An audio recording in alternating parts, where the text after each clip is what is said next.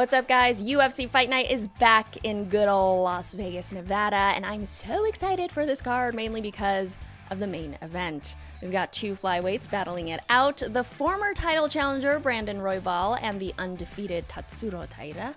First of all, I think it is so gross that Brandon Royval was able to choose a nickname like Raw Dog, and I know why, but as a woman, I just could not imagine being like, yep, that's my baby daddy.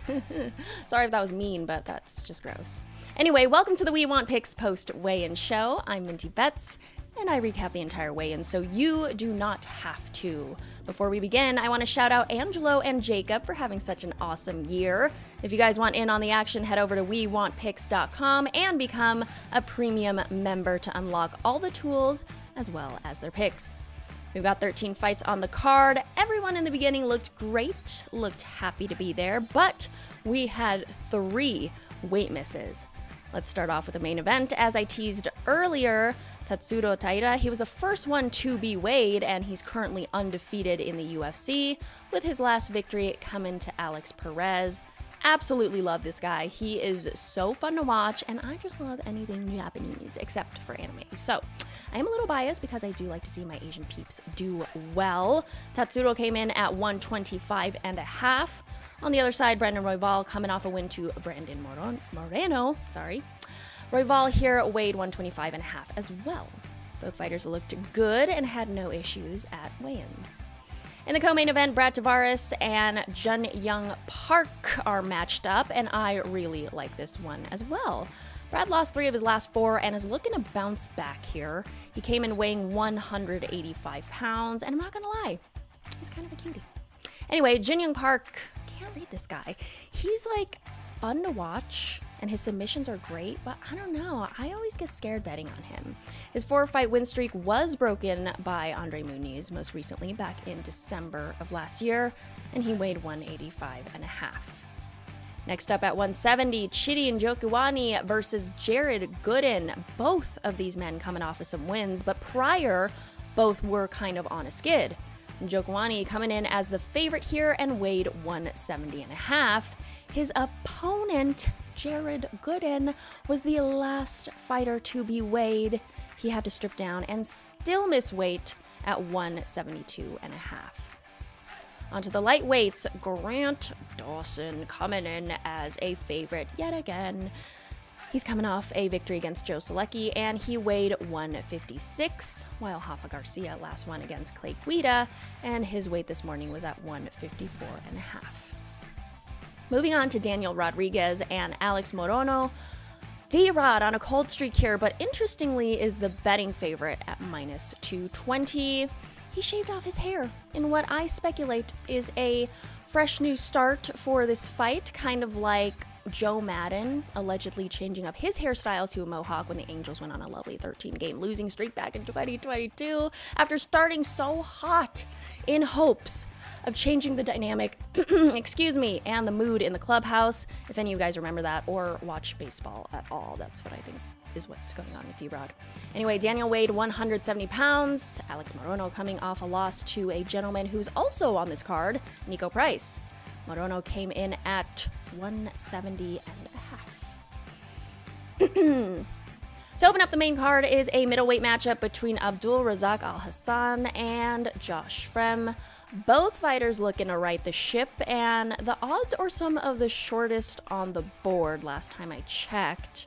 Abdul came in at 186, but Josh Frem, he missed weight by a lot at 189. He already gets a pretty bad reputation, I feel, and he just looks like he accepted the weight miss. They panned over to him, like, visibly disappointed after stepping onto the scale in the back. Yeah. Onto the prelims, we've got CJ Vergara and Ramazan Tamirov as the featured prelim. This will be Tamirov's UFC debut, and he is a sizable favorite. Definitely a stay away from me. A little nugget from Yanni the Greek. Those making their first walk for the UFC, over 57% of them lose. Tamirov stepped onto the scale today at 125.5. While Vergara, 1-3 as an underdog, he came in at 126. Moving on to Jacob's Lock of the Week. Pat Sabatini taking on Jonathan Pierce. Jacob's lock is Pat Sabatini, and I see it. He's coming off a loss to Diego Lopez, but pretty much everyone loses to that guy, and Sabatini is a perfect 100% as a dog. He came in weighing 145. As for Jonathan Pierce, he's coming off a defeat to David Onama. He weighed 145 as well. At welterweight, Temba Gorimbo versus Nico Price, and what the fuck is that mustache? I do not like mustaches, unless you're Miles Teller. Jacob, please put up a picture of Miles Teller from Top Gun Maverick, okay? God bless America.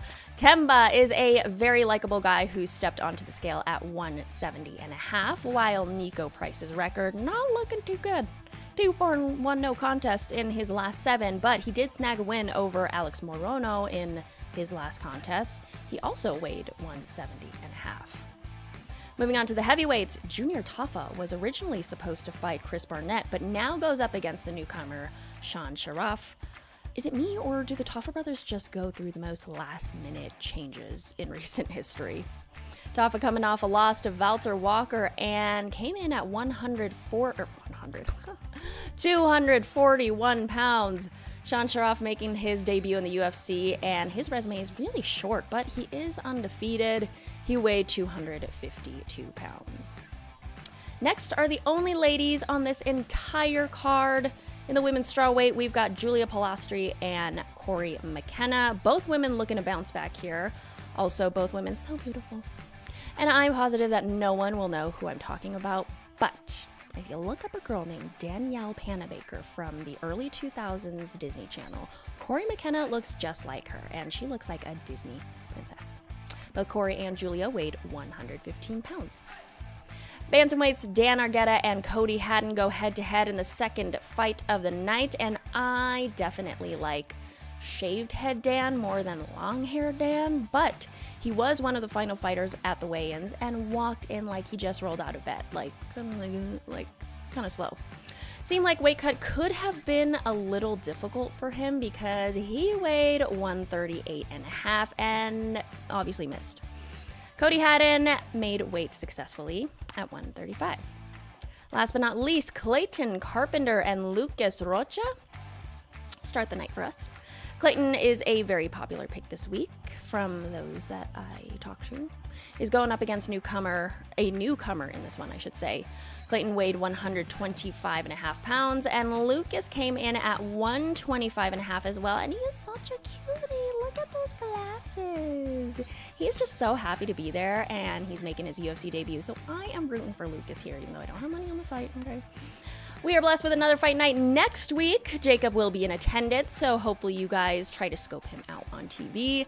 Until then, come back next week right here for the We Want Picks post-weigh-in show for UFC Fight Night. Anthony Hernandez versus Michel Pereira. Good luck this weekend.